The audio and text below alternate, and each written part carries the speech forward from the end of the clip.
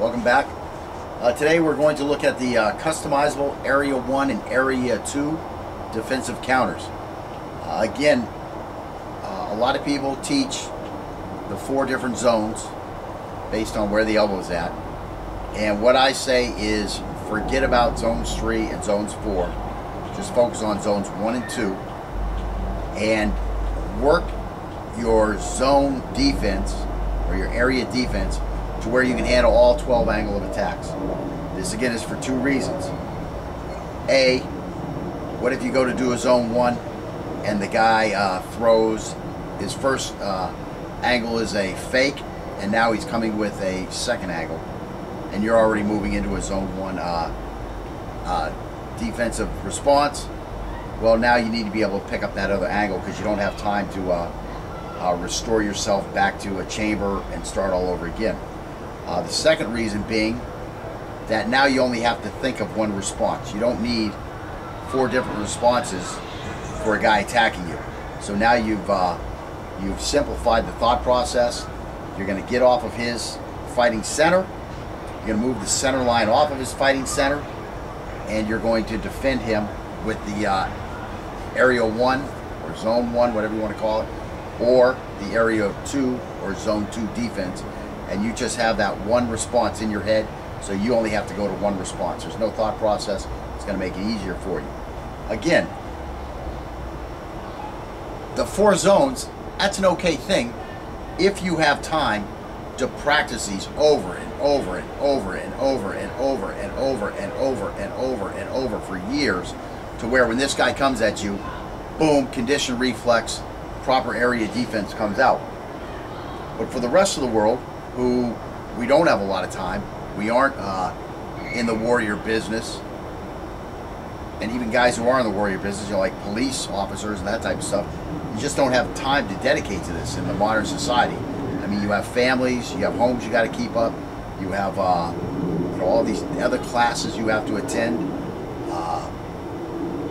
you know, classes on race sensitivity, classes on sexual orientation sensitivity.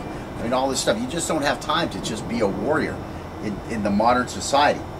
You got computer stuff you want to look at. You got HBO. You got the internet. You got, I mean, you just have all these other things that you can get involved with, where your only entertainment, let's say, isn't just the fighting option like they had in the old days. So you need to simplify stuff. And again, the more simple it is, the less chances you have of a snafu by choosing the wrong angle, or by this guy again throwing a feint, and now you're stuck in a place that you're not comfortable with, and now you have to try to deal with it, and by trying to think through what are you doing, that process, even though it's happening very fast, is going to slow you down enough to where you're going to have a failure. So if you do it the same way every time, there's no snafu, and it's going to be easier for you to respond because you practice this against all different responses. So it's not like you're going to get surprised. Okay, so anyways, customizable Area 1 defensive counter. We're going to use the regular Angle 1 defensive counter, where we're going to step off of his fighting center. We're going to bring the blade across this Area 1 and bring it onto the target. We're going to then double tap it. And again, when this guy attacks you, you want to avoid stepping back whenever you defend. You want to go to the side and even slightly forward, so it's going to be easier to flank this guy. Yes, you can do it by stepping back like we were doing in the linear defense, where we're stepping straight back. Yes, it makes it easier for you to avoid getting cut and to bring your blade onto his weapon when it comes into your area. But the problem is that it leaves your distancing the same. And if you should miss, or if he should fake, you're right where he wants you to be when he now throws his second angle.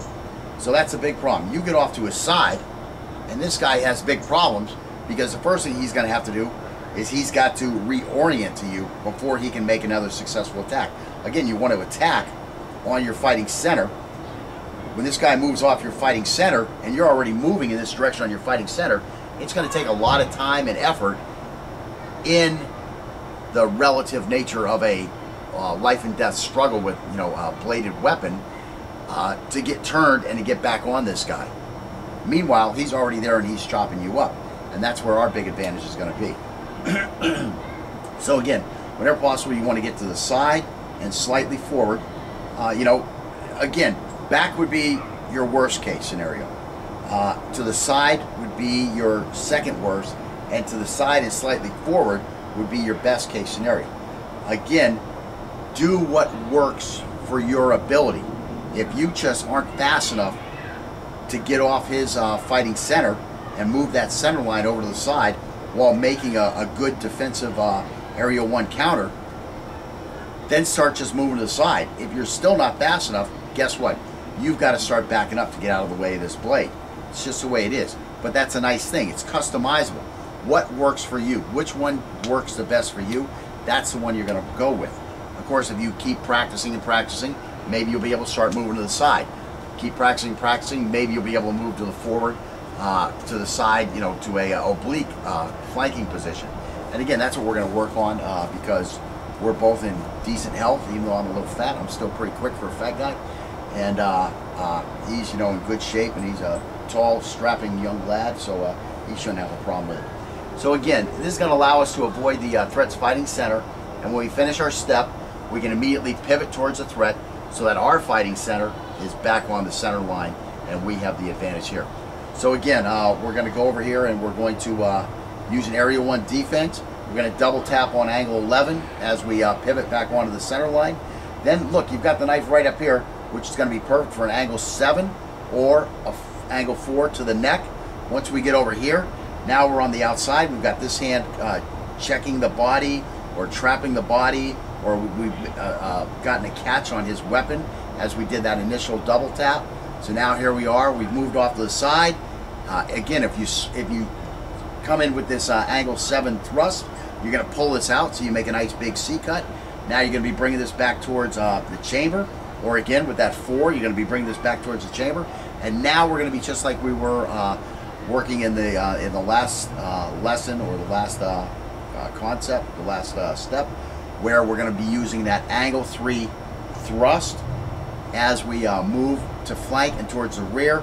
Then we're going to roll that blade, and we're going to finish with that reverse angle, that angle 4 reverse to the throat. And now we can check this guy off, and hopefully he'll bleed out before he can get anything going. Again, we have stuff later on that will help us deal with that contingency of letting this guy bleed out as he attacks us. Footwork to help us avoid him during his next 15 seconds or 20 seconds, whatever he's got left until he's going to pass out from loss of blood. And again, you know, there's other things you could do. You know, you could get back here, cut the throat, now stomp on the back of his knee and drop him to the ground, and, you know, throw a nice round kick, shin kick to his head and knock him out. So now he can bleed out in peace. You know, whatever you want. Again, it's a customizable defense. I'm not showing you a technique of here's step 1, here's step 2, here's step 3, here's step 4. Okay, now the technique is done. That's ludicrous to teach fighting or knife fighting in that manner.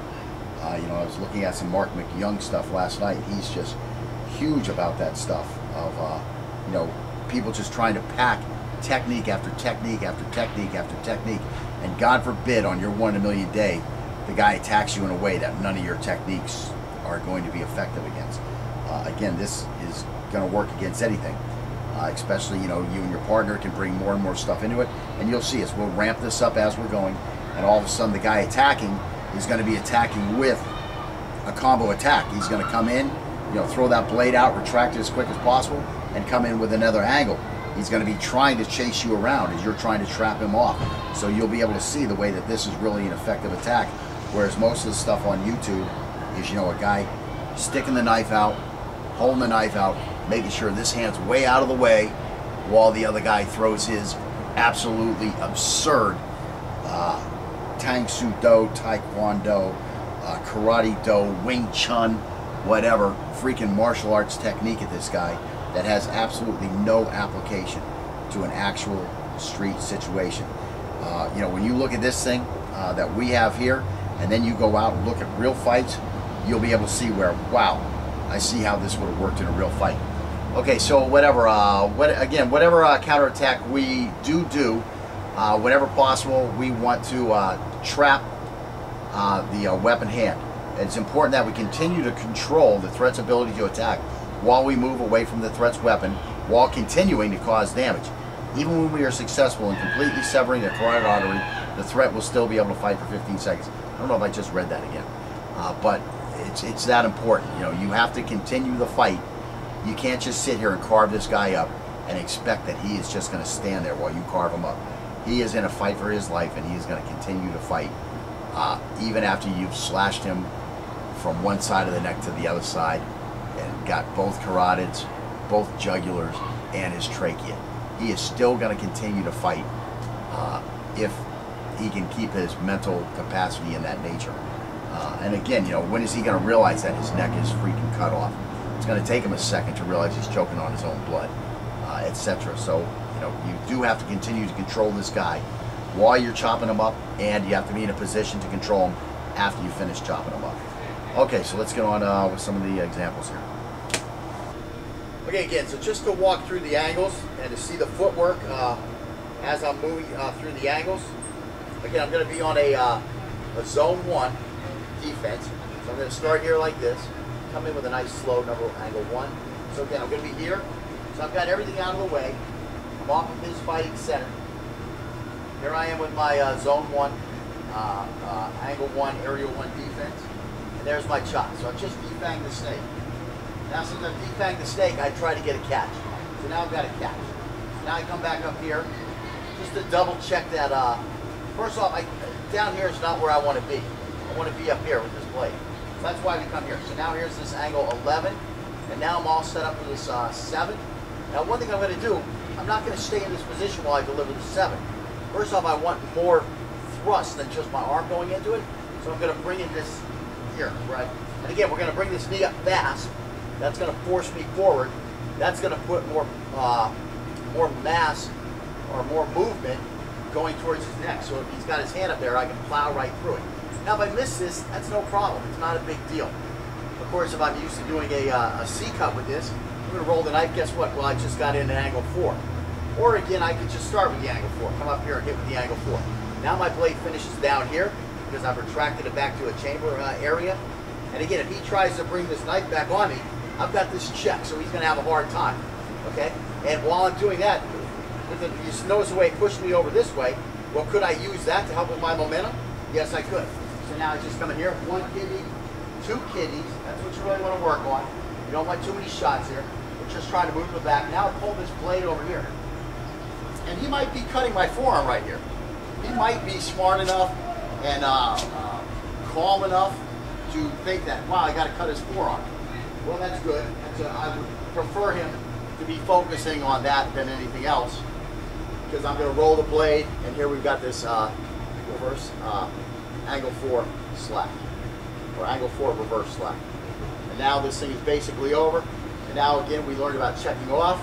So I can check this guy off, and I can evacuate the area, or I can get ready for him to turn back on.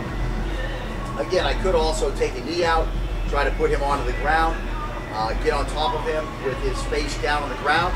That would be a great thing. Right now we're not teaching hand-to-hand though, we're just teaching knife fighting. So again, I don't want to try to take too much material here. So what we're going to do is we're just going to finish with the slash. And again, later on we'll work with some footwork on how to deal with this guy and just avoid him in general if we have the ability to like get away from him. I mean, like this fight starts where I'm at my gas pump up in my car and filling my car with gas, and all of a sudden I see some jack-off over here start wandering over towards me. So I pull my knife out, I get my knife, I open my knife, and now all of a sudden this guy comes up, asks me for money. I tell him to get the F out of my life before I shove a boot up his ass. And he tries to, he gets a little offended, he's a sensitive type, and he tries to come at me with a stab, so coming to the center. So here's where this fight has begun. So that's realistic, that could happen. I don't think that's too Hollywood, I don't think that's too far-fetched. You might not be as rude as I was, and I might not be either in the actual situation. Again, I might be.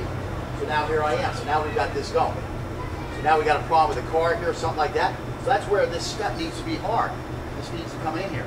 Now again, he brings the knife onto me. Bang, bang.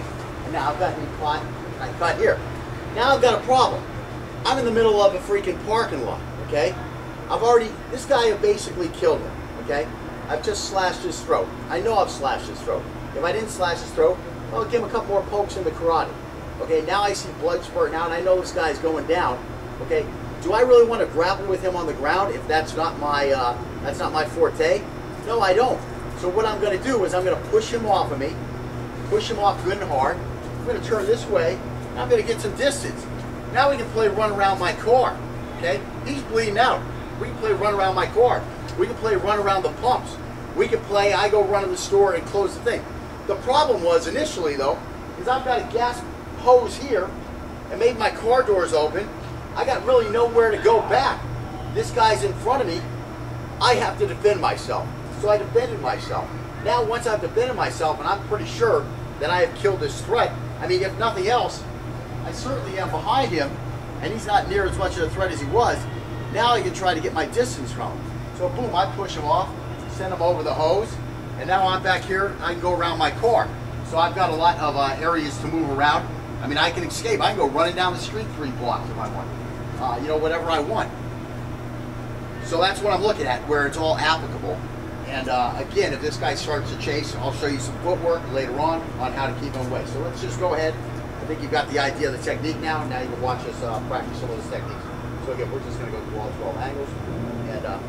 And again, we're starting from, you know, a basic, you know, stance like this, a ready stance. Whereas, you know, on the street, it might be like this. I mean, I might pull my knife out and tell this guy, you know, stop, stay back. And let him decide what he wants to do. I mean, you could get into a full stance and tell this guy, stop, stay back. You know, it's going to be up to him, you know, how ignorant he is on assessing someone's skill level when they post up and are ready to start a fight. So this is even though this looks kind of cottyish, one-step type sparring stuff, I mean, it's realistic. I mean, yeah, I can stand here like this. This is more dangerous trying to react from here than trying to react from here. Now, a lot of times you will see me, we'll get like this, and I'll just stand like this, just to practice, you know. So again, these are all things, you want to vary this stuff up, you know, look at different ways to do it, and bring that into your kit while you're going through the drill like we are here. And stop it. Oh shit, see, I lost the plane here. So I got to keep fighting. Wow.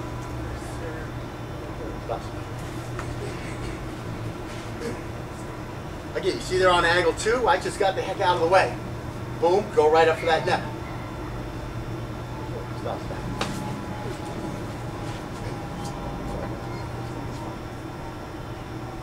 Stop that. Again, wherever your blade is, you know, that 4 came at me, I got kind of wide out here. I'm looking down, boom, just stuff it right into his stomach. It's a customizable self-defense. Do whatever, you know, nearest weapon, nearest target.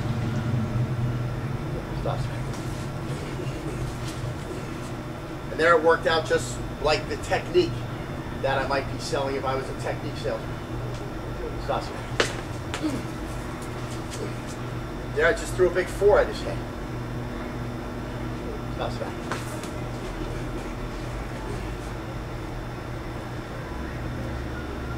That's right.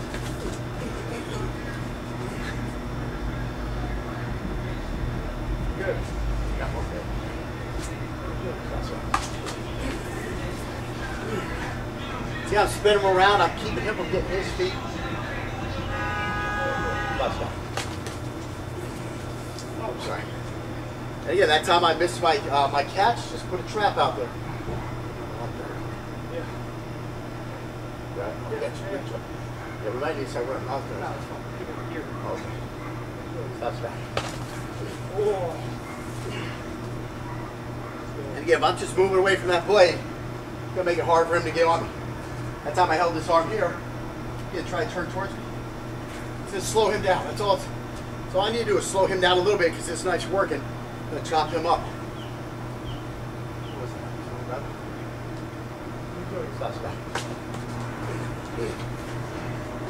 That time he actually nicked me. No problems. Keep fighting.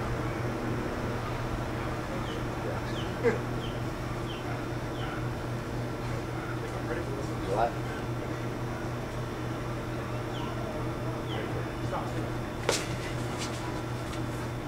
That's right. Take your time.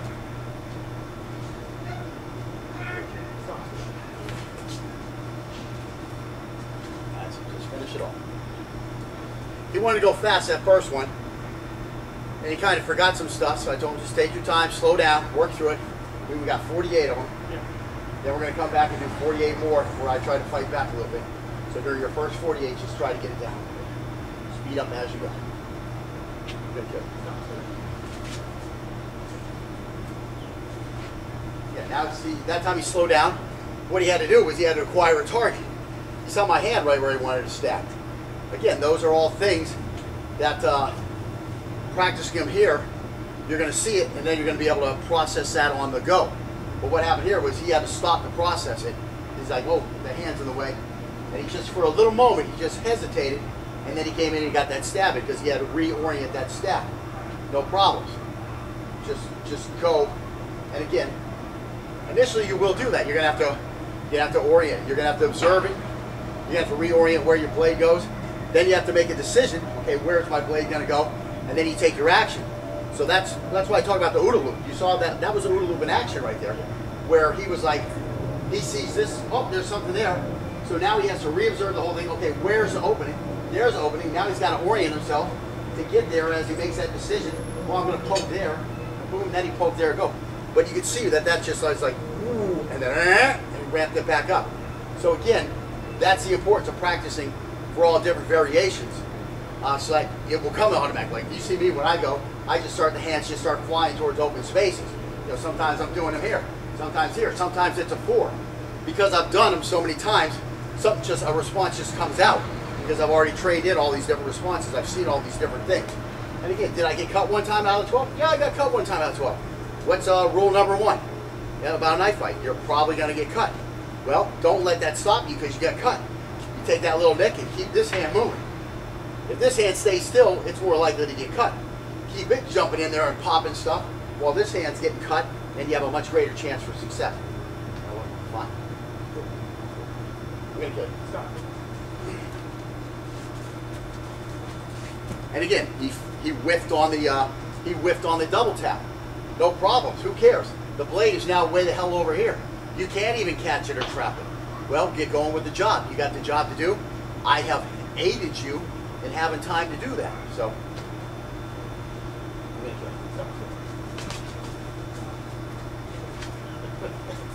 yeah. I go like 3 7s in my neck. Okay.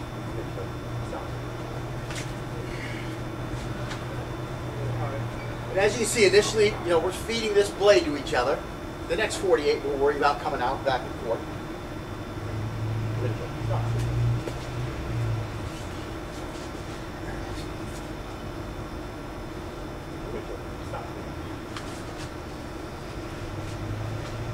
Again, that time he got me full fist, no blade at all. I didn't drop my knife and cry.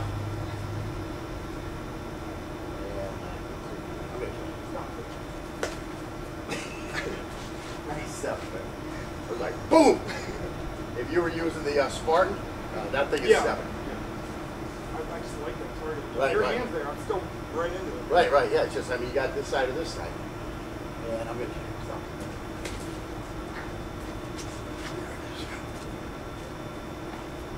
You got my chest.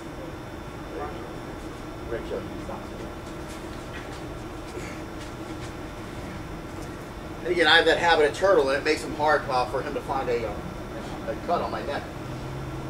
Good.